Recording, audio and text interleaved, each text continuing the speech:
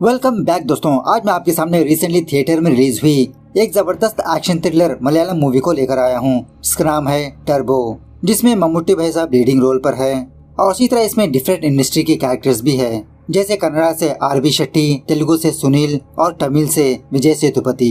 तो चलिए फटाफट से मूवी की कहानी को स्टार्ट कर लेते हैं। उससे पहले लुटा दो प्यार, फॉलो ऑन इंस्टाग्राम। कहानी की शुरुआत में ही तमिलनाडु के किसी एरिया में दिवाली मना रहे होते हैं। इसी दरमियान में विंसेंट नाम का एक बंदा अपनी गैंग के साथ वेंकटेश नाम के एक बंदे के घर में आकर उसकी सारी फैमिली को मार देता है। दूसरी तरफ केरला में वक्काचंद नाम का एक बंदा एक चर्च फादर से मुलाकात करके कहने लगता है कि हर साल हमारे चर्च का फेस्टिवल चलते आ रहा है, लेकिन हर साल वो जोश किसी न किसी बंदे से झगड़ा करके सारा फेस्टिवल को सत्यानाश कर रहा है। उस जोश की वजह से काफी सारा नुकसान भी होता है। इसीलिए फादर जी हम लोगों ने ये सोचा कि इस बार फेस्टिवल के दिन जोश को कहीं दूर भेज दे, मतलब जोश को एक ट्रिप पर भेज देते हैं और वो सारा खर्चा मैं ही उठाऊंगा। तो वो चर्च का फादर ओके कहने की वजह से दूसरे दिन वो फादर और वक्काचंद जोश की माँ के पास जाकर यही सारी बात समझाने लगते हैं। तो जोश की माँ भी ओके कह देती है, चलो ठीक है, मैं जोश से बात करके उसे ट्रिप पर भेज दूंगी। उसके बाद फेस्टिवल के दिन सिटी में काम करने वाला जेरी नाम का एक बंदा जोश के घर के पास आता है। जोश को बुलाने लगता है कि चलो भाई हम फेस्टिवल पर चलेंगे। तभी जोश की माँ जेरी से कहने लगती है कि इस बार तुम्हारा जोश भैया फेस्टिवल पर नहीं आएगा।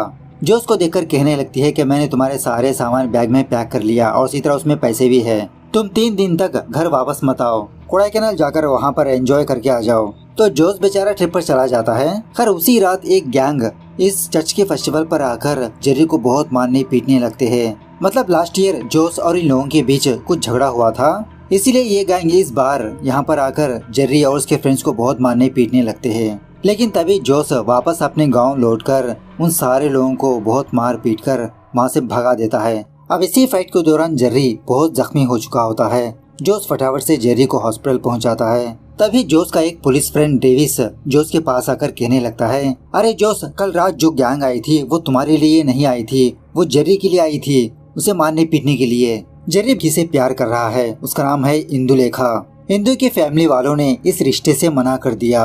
कल इंदु की एंगेजमेंट होने वाली है और जेरी वहाँ पर जाकर कुछ कांड ना कर दे, इसीलिए इंदु की फैमिली वालों ने कुछ बंदों को जेरी के पास भेजा उसे मारने पीटने के लिए। जो सोचने लगता है अरे यार अब क्या होगा, एक तरफ ये जेरी बेहोश पड़ा है और दूसरी तरफ इंदु की एंगेजमेंट होने वाली है। जो उसको एक जबरदस्त आइडिया आता है, फटाफट से जेरी का फोन लेकर उसके फिंगरप्रिंट से अनलॉक करके इंदु का नंबर ढूंढने लगता है। लेकिन शॉकिंग बात यह है कि इसके मोबाइल में इंदु के नाम से काफी सारे कॉन्टेक्ट्स होते हैं, जैसे इंदु इंस्टा, इंदु स्नैपचैट, इंदु बम्बल, इंदु +2।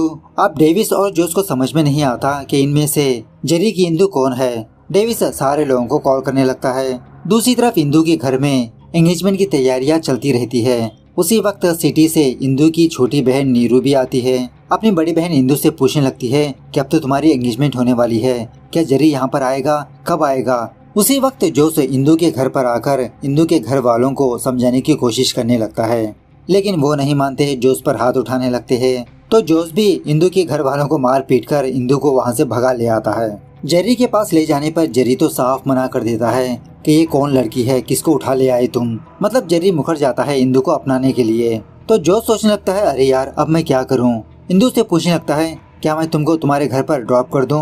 इंदु कहने लगती है कि तुमने इतना बड़ा कांड कर दिया, अब मैं घर भी नहीं जा सकती और वैसे भी मैं चेन्नई में जॉब करती हूँ, मुझे बस स्टॉप पर ड्रॉप कर दो, मैं वापस चेन्नई चली जाऊंगी। तो जोश भी ओके कहकर इंदु को चेन्नई की बस में बिठाकर उसको चेन्नई भेज देता है। उसी वक्त जोश की माँ जोश को कॉल करके कहने लगती है, मैंने सुना है तुमने किसी लड़की को किडनैप कर लिया, पुलिस वाले हमारे घर पर आ चुके हैं। देखो जोश, मेरी बात अच्छे से ध्यान में रखो, तुम फटाफट से उस लड़की को उसके घर के पास ड्रॉप करो, तभी घर में अपने कदम रखना जब तक तुम वापस घर मत आओ। तो जोश फटाफट से उस बस को चेस करते हुए इंदु के पास जाकर इसको वापस बुलाने लगता है। इंदु यही कहने लगती है कि मैंने तुमको ऑलरेडी कहा ना कि मैं कहीं पर भी नहीं जाने वाली, अब मैं चेन्नई जा रही हूँ बस। तो जोश भी इंदु के साथ चेन्नई जाने का डिसाइड कर लेता है। इसके बगल में आकर बैठता है, समझाने की कोशिश करने लगता है कि तुम मेरी सिचुएशन को समझ नहीं रही हो, मैं तुमको तुम्हारे घर पर ड्रॉप करूंगा तो तभी मेरी माँ मुझे घर के अंदर आने देगी, और ऊपर से मेरे घर के पास पुलिस वाले हैं, और वैसे भी तुम्हारे पास रात भर का समय है, अच्छे से सोचो,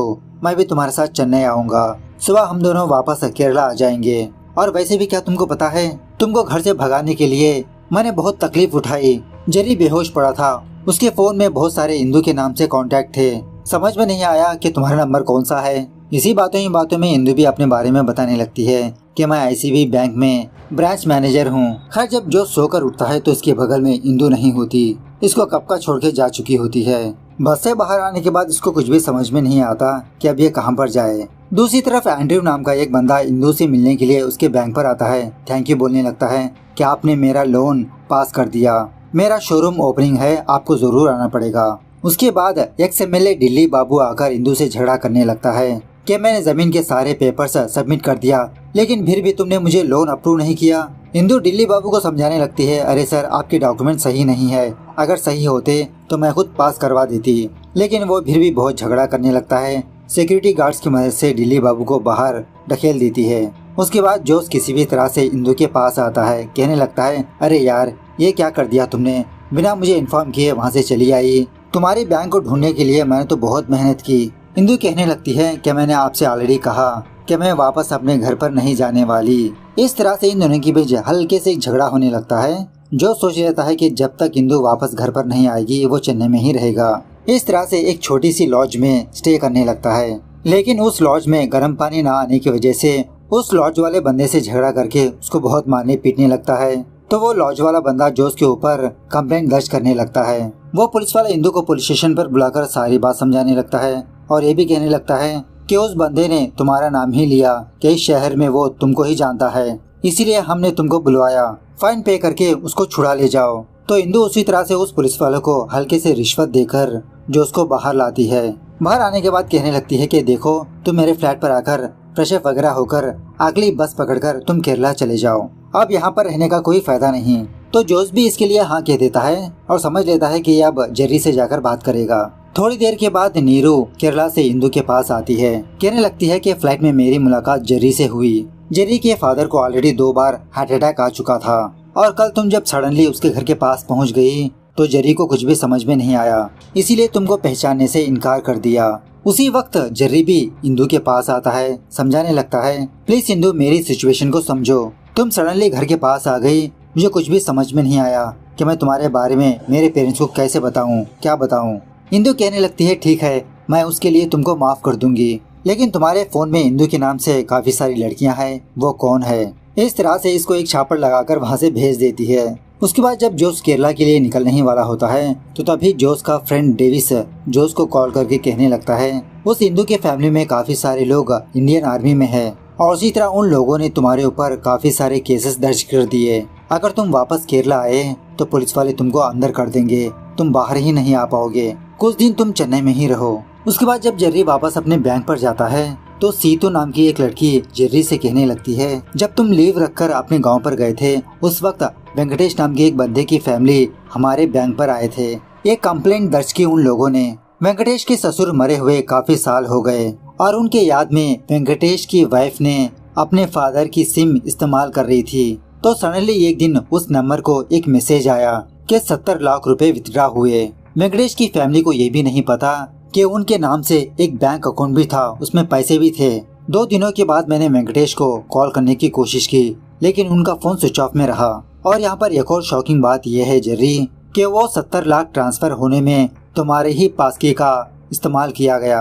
ये सुनने के बाद जेरी शॉक में रह जाता है कि मरे हुए बंदे के बैंक अकाउंट से पैसे कैसे ट्रांसफर हो सकते हैं और ऊपर से मेरी पासकी इस्तेमाल करके। उस ट्रांजैक्शन के बारे में हल्के से इंक्वायरी करने लगता है। उसके बाद जोश जेरी से मुलाकात करके कहने लगता है कि अगर मैं केरला वापस गया तो पुलिस वाले मुझे अरेस्ट कर लेंगे, मैं कुछ दिन यहीं पर रहना चाहता हूँ। जेरी हल्के से डांटने लगता है कि तुमने मेरे फोन के कॉन्टेक्ट्स के बारे में इंदू से क्यों कहा, वो मेरे पुराने कॉन्टेक्ट्स थे, अब मैं उनसे टच भी नहीं हूँ। जोश कहने लगता है, अरे यार वो तो बस बातों ही बातों में निकल गया। इस तरह से रिक्वेस्ट करने लगता है तो जेरी फाइनली मान जाता है कि तुम मेरे ही रूम में रहो लेकिन मुझसे बात मत करना, तुम्हारी वजह से इंदू अब मुझसे बात नहीं कर रही। उसके बाद जेरी सीतू से मुलाकात करके कहने लगता है कि मेरे पासकी की मदद से लास्ट ईयर 80 करोड़ का ट्रांजैक्शन हुआ और इसके बारे में मुझे पता भी नहीं है। मरे हुए लोगों के अकाउंट्स में काफी दिनों तक अमाउंट वहीं पर रहता है। कुछ फैमिली मेंबर्स को पता भी नहीं होता कि उनके नाम पर एक अकाउंट भी है, लेकिन कोई हमारा बैंक का ही बंदा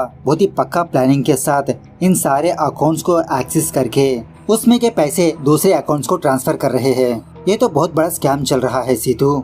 दूसरे सीन में वेट्री नाम के एक बंदे को दिखाया जाता है जिसके सफेद काले बहुत सारे धंधे होते हैं और यहाँ की गवर्नमेंट वेट्री के काम में दखलंदाजी करने की वजह से वेट्री सारे एमएलएस को खरीद लेता है और उसी तरह प्लानिंग भी करने लगता है कि फटाफट से इस गवर्नमेंट को गिरा दिया जाए, अपने किसी बंदे को सीएम बनाए ताकि इसके सारे काम आसानी से हो जाए। एक लेडी जर्नलिस्ट इसके बारे में पता करके मीडिया के सामने आकर सारी सच्चाई बताने लगती है वेट्री के बारे में। तो उसी वक्त वेट्री उस जर्नलिस्ट को पकड़कर उसको बेरहमी से मार देता है अपने मछली की फैक्ट्री में लाकर। दूसरी तरफ जोश दोबारा इंदु से मुलाकात करके कहने लगता है कि मैं कुछ दिन यहीं पर चेन्नई में रहने वाला हूँ, अगर तुम मेरे लिए एक छोटी सी जॉब ढूंढ दोगी तो मेरे लिए बहुत हेल्पफुल होगा। उसी वक्त एक्स एमएलए दिल्ली बाबू अपने आदमियों के साथ दोबारा इंदु के बैंक के पास आकर इंदु को मारने पीटने की कोशिश करने लगता है, लेकिन जोश उन सारे लोगों को मार पीट कर वहाँ से भगा देता है, इंदु की हेल्प करने लगता है। उसके बाद इंदु जिस बंदे को लोन अप्रूव किया था वही एंड्रयू उस बंदे के पास जाकर जोश के बारे में बताने लगती है कि मेरे जान पहचान का बंदा है, अगर आपके पास कोई जॉब हो तो उसको दे देना। सो इंदु की बात मानकर एंड्रयू जोश को अपना पर्सनल ड्राइवर बना लेता है। बाद में एंड्रयू, इसका बॉडीगार्ड और जोश एक लोकल डॉन ऑटो बिल्ला के पास जाते हैं। एंड्रयू ऑटो बिल्ला को 25 लाख रुपए देकर कहने लगता है कि मैं आपको बस इतना ही दे सकता हूँ, प्लीज आप मेरे बिजनेस में दखलंदाजी मत करिए। तो इस बार ऑटो बिल्ला एंड्रयू से 1 करोड़ मांगने लगता है कि अब मेरा रेट बढ़ चुका है। जब एंड्रयू इसके लिए मना करने लगता है तो ऑटो बिल्ला के आदमी एंड्रयू और उसके बॉडीगार्ड को बहुत मारने पीटने लगते हैं। ये देखकर जोश ऑटो बिल्ला के आदमियों को बहुत मारने पीटने लगता है, जबरदस्त फाइट होने लगती है। जोश का ये कारनामा देखकर एंड्रयू बहुत खुश होकर जोश को एक अच्छा सा फ्लैट रहने के लिए दे देता है। उसके बाद जोश अपनी माँ को भी चेन्नई बुलवा लेता है अपने साथ रहने के लिए। इसी दरमियान में जोश इंदु के माँ बाप से बात करके इंदु और उसकी फैमिली के बीच समझौता करवा देता है। खैर एक दिन जेरी अपने ब्रांच मैनेजर से मुलाकात करके कहने लगता है कि मैडम हमारे बैंक से एक बहुत बड़ा स्कैम हो रहा है। मरे हुए लोगों के अकाउंट में पहले थोड़े थोड़े पैसे डिपॉजिट होकर बाद में बड़ा अमाउंट ट्रांसफर किया जा रहा है और जिन जिन बैंक अकाउंट्स में ट्रांसफर हो रहा है वो छोटे मोटे मजदूरी करने वाले लोग हैं और ये सारे मजदूर फैक्ट्री के फैक्ट्री में काम करने वाले बंदे हैं। बिना उनकी जानकारी के उनके नाम पर अकाउंट ओपन करके उनके अकाउंट को ट्रांसफर करके बहुत बड़ा अमाउंट दोबारा वो अमाउंट विथड्रॉ करवा रहे हैं। लेकिन शॉकिंग बात यह है कि वो ब्रांच मैनेजर भी वेट्री की ही बंदी होती है। ये जानने के बाद वेट्री अपने एक लेडी एम्प्लॉय के पास आकर कहने लगता है कि मैंने तुमसे ऑलरेडी कहा ना कि ट्रांजैक्शन करने से पहले SMS अलर्ट को ऑफ कर दो, दोबारा तुमने ये गलती कर दी। ऐसा कहते हुए वेट्री उस लड़की को मार देता है। दूसरी तरफ जेरी इंदु से मुलाकात करके इसी स्कैम के बारे में बताने की कोशिश करने लगता है, क्योंकि ऐसा ही स्कैम इंदु के बैंक में भी हो रहा होता है, लेकिन इंदु जेरी से बात ही नहीं करती। इसी दरमियान में जेरी ये ऑब्जर्व करता है कि वेट्री के आदमी उसको फॉलो कर रहे हैं और जब ये पार्किंग लॉट में होता है इसके ऊपर हमला भी किया जाता है, लेकिन जेरी किसी भी तरह से अपनी जान को बचा लेता है। रात होने के बाद जब जोश वापस अपने अपार्टमेंट में जाता है तो वहाँ पर ऑलरेडी ऑटो बिल्ला और उसके आदमी बैठे होते हैं। तो जोश इन सारे लोगों को दोबारा मार पीट कर वहाँ से भेज देता है। बाद में जब अपने बेडरूम में जाता है तो उस रूम में जेरी फांसी लगाकर मर चुका होता है। बाद में पुलिस वाले इंक्वायरी करके जोश से कहने लगते हैं कि जेरी ने आत्महत्या कर लिया। मरने से पहले जेरी ने अपने फादर को एक मैसेज भेजा कि मेरा लव फेल्यूर होने की वजह से मैं आत्महत्या कर रहा हूँ। इस तरह से इस केस को क्लोज कर देते हैं। ये जानने के बाद जोश और इंदु बहुत दुखी होने लगते हैं। दूसरी तरफ वेट्री का आदमी विंसेंट वेट्री से मुलाकात करके कहने लगता है कि वो जेरी मरने से पहले कुछ लोगों से मुलाकात किया, उनमें से इंदु नाम की एक लड़की भी है। तो ये जानने के बाद वेट्री अपना इन्फ्लुएंस इस्तेमाल करके इंदु को उसकी जॉब से निकलवा देता है, और वो भी बिना कोई रीजन के। उसके बाद जब इंदु अपने अपार्टमेंट जा रही होती है तो उसी वक्त वेट्री के आदमी उस बस में आकर इंदु पर हमला करने की कोशिश करने लगते हैं, लेकिन आइन टाइम पर जोश यहाँ पर आकर इन सारे लोगों को मार पीट के वहाँ से भगा देता है। रात होने के बाद वो लड़की सीतू इंदु के पास आकर कहने लगती है कि जेरी ने आत्महत्या नहीं किया, उसकी हत्या हुई है। इस तरह से उस स्कैम के बारे में सारी बात बताने लगती है। उस रात जेरी ये सारी बात जोश को बताने के लिए उसके अपार्टमेंट में गया, लेकिन उसी वक्त वेट्री के आदमी आकर जेरी को मार दिया। जेरी मरने से पहले वो मुझसे वीडियो कॉल में बात कर रहा था और वेट्री के आदमी उस वीडियो कॉल में मुझे भी देख लिया, वो लोग मुझे भी मार देंगे, इसलिए मैं दुबई जा रही हूँ। इस तरह से वो सारे सबूत इंदु को देकर वहाँ से चली जाती है। जोश इंदु से कहने लगता है कि अब तुम्हारी जान को भी खतरा है, चलो हम फटाफट से केरला वापस लौट जाएंगे। इंदु कहने लगती है कैसे कैसे लौट जाएंगे, मैं सुकुमार नाम के एक सिंसियर पुलिस ऑफिसर को जानती हूँ, उसे जाकर ये सबूत देंगे। इस तरह से जोश और इंदु उस सुकुमार के पास जाकर ये सारी बातें एक्सप्लेन करने लगते हैं। लेकिन शॉकिंग बात यह है कि वो पुलिस ऑफिसर सुकुमार भी वेट्री का ही आदमी होता है। वेट्री पुलिस स्टेशन पर आकर जोश और इंदु को मारने की कोशिश करने लगता है। दोबारा यहाँ पर एक जबरदस्त फाइट होने लगती है। जोश उन सारे लोगों को मार पीट कर इंदु को वहाँ से ले जाता है और इंदु से कहने लगता है कि अब वो वेट्री हमारी फैमिली को टारगेट करेगा, तुम फटाफट से तुम्हारी बहन को फोन करो, मैं मेरी माँ को फोन करूंगा। जब जोश अपनी माँ को कॉल करता है तो उसकी माँ रो रही होती है।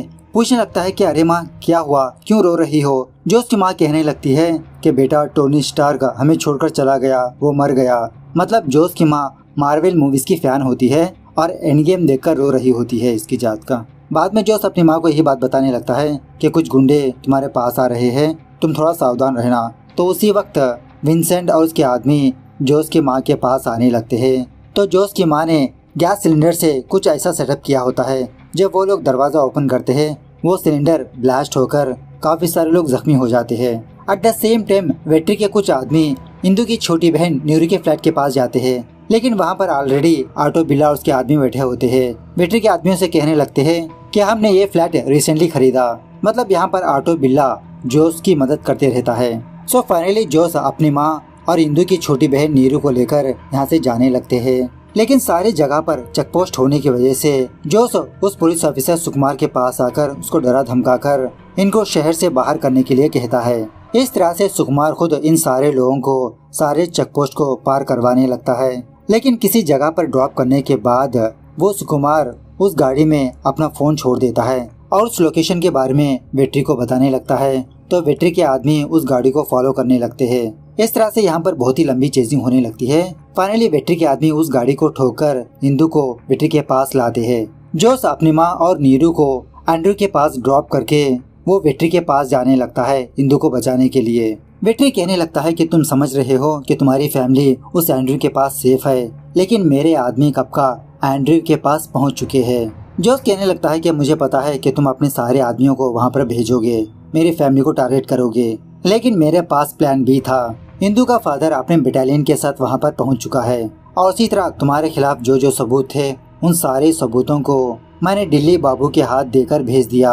अब तक तो वो सीएम को दे चुका होगा। तो उसके बाद यहाँ पर एक जबरदस्त फाइट होने लगती है। सच में ये क्लाइमैक्स सीन लाजवाब है, देखने के लायक है।